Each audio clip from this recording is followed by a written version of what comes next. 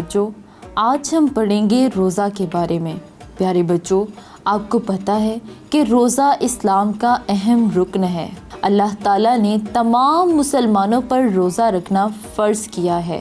روزے کا مطلب ہے کہ دن بھر کھانے پینے اور اللہ تعالیٰ کو ناراض کرنے والے کاموں سے باز رہا جائے۔ قرآن پاک میں ارشاد ہے، یا ایھا الذین آمنوا کتب علیکم الصیام،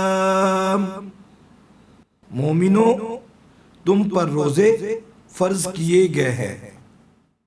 پیارے بچوں، رمضان کے پورے مہینے میں روزے رکھے جاتے ہیں، اور ایک دلچسپ بات یہ ہے کہ رمضان کے آخری عشرے میں ایک رات ایسی ہے جو 1000 راتوں سے افضل ہے۔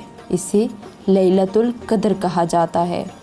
ہر مسلمان اس مہینے میں زیادہ سے زیادہ نیکیاں کرنے کی کوشش کرتا ہے۔ اللہ تعالیٰ کی کثرت سے عبادت اور قرآن مجید کی تلاوت کی جاتی ہے۔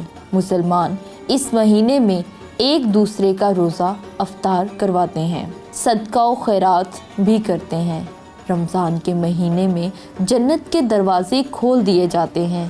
اللہ تعالیٰ اس مہینے میں نیکیوں کے ثواب کو 70 گنا تک بڑھا دیتا ہے۔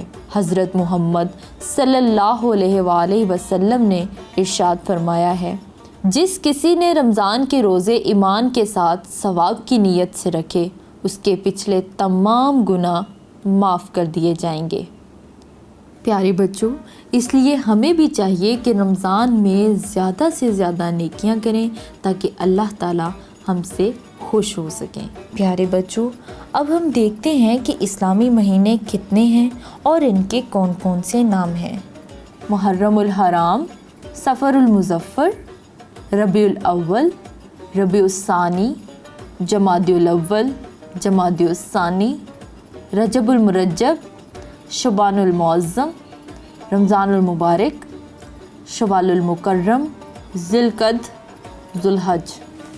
پیارے بچوں، اب آپ اپنی ایک نوٹ بک لیں اور اس پہ کچھ سوالات لکھیں اور ان کے جوابات آپ خود دیں گے۔ تو چلیں ہم سوال لکھتے ہیں۔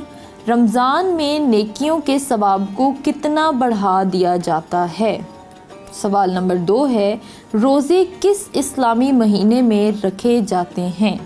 سوال نمبر 3 ہے، رمضان میں کرنے والے 2 کام بتائیں۔ پیارے بچوں، اب آپ تینوں سوالات کے جوابات اپنی کاپی میں لکھیں اور اپنی ٹیچر کو دکھائیں۔ اگر آپ کو جوابات کی سمجھ نہیں آتی تو آپ اس ویڈیو کو شروع سے لے کے اینڈ تک دوبارہ دیکھیں تاکہ آپ کو جواب کی سمجھ آ جائے۔ اور اپنا بہت سا رکھیے گا خیال۔ اللہ حافظ۔